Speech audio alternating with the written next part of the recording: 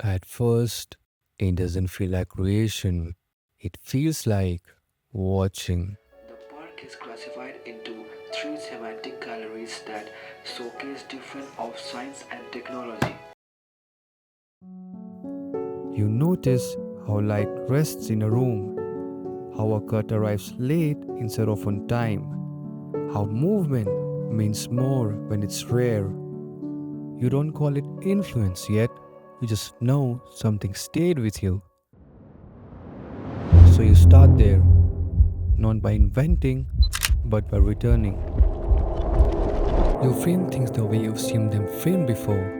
You let moments breathe because someone once let them breathe for you. You're not stealing, you're learning how to pay attention. At this stage, everything feels borrowed. Your shots resemble other shots, your pacing feels familiar. That's uncomfortable. But discomfort is part of developing taste. You recognize what moves you long before you understand why. And instead of resisting that pull, you follow it. You recreate what you love. Not perfectly, never perfectly. Your hands move faster than your understanding. Your instincts arrive before your explanations. That's how copying becomes practice. Most people stop here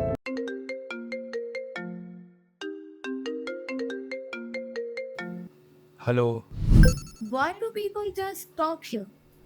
because they copy the look, the color, the depth. But the surface was never the point. What mattered was the intention underneath it. Why was the camera still?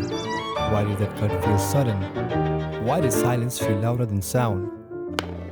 These questions don't demand answers right away, they stay open. You carry them into unrelated work, into ordinary days, into moments that don't seem cinematic at all.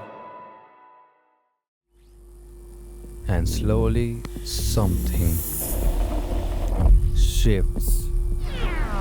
You begin mixing influences without planning to. Calm scenes interrupted by energy, still frames followed by bold movements, restraint broken on purpose. You don't announce these choices, you feel them. You realize you don't need to show everything, so you show less. You start choosing moments with intention. You wait longer before pressing record.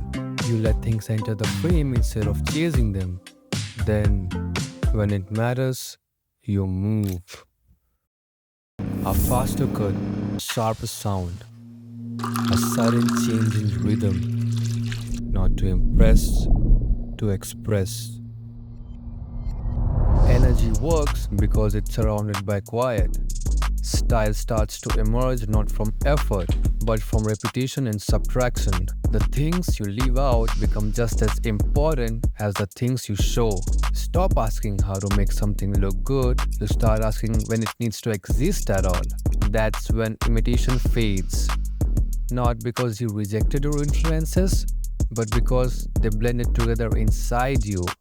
Stillness from one place, boldness from another, your timing tying them together.